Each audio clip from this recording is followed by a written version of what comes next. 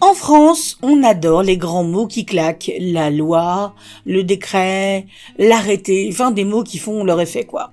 On dirait presque que les membres d'un groupe de super-héros administratifs sont présents. Sauf qu'au lieu de sauver le monde, eux, ils organisent notre République. Mais dans cette équipe, il faut un chef et c'est la loi. La loi, c'est ce que votent les députés et les sénateurs. Elle fixe les grandes règles, les grands principes, et c'est elle qui dit ce qui est permis, ce qui est interdit, et comment on doit vivre ensemble en gros.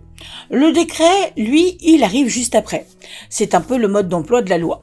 La loi dit on va faire ça, et le décret précise voilà comment on s'y prend. Prenons un exemple concret. La loi dit le permis de conduire peut être retiré en cas d'excès de vitesse. Ok ? Mais elle ne dit pas à partir de combien de kilomètres au-dessus du maximum, ni qui décide du retrait, ni comment on vous le notifie. Tout ça, eh bien, c'est le rôle du décret. Le décret, c'est le texte technique qui fait passer la loi de l'idée à la réalité. Alors, qui écrit ces décrets ? Eh bien, ce sont les présidents de la République et surtout les premiers ministres, parfois avec les ministres concernés. Ils signent le texte et c'est fait. Dès qu'il est publié au journal officiel, il devient applicable. Le journal officiel, c'est un petit peu le bulletin officiel du pays. Tout ce qui y paraît devient réalité, donc c'est pas passionnant à lire, mais c'est important. Mais attendez, il y a un petit twist dans cette histoire, parce qu'il existe aussi des décrets autonomes. Et là, pas besoin de loi votée avant.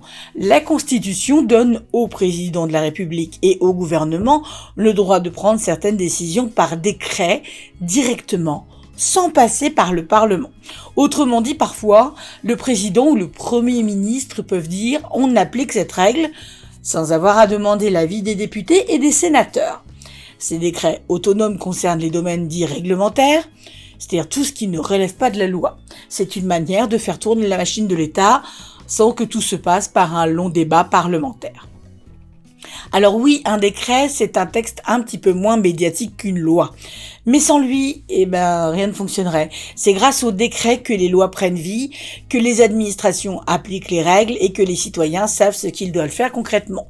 Mais c'est aussi un moyen pour le président de faire passer certaines choses sans passer par le Parlement.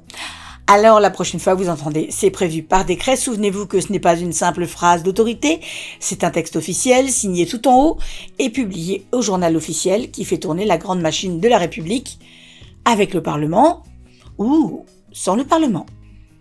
En attendant, abonnez-vous, laissez-nous un petit like, un petit commentaire.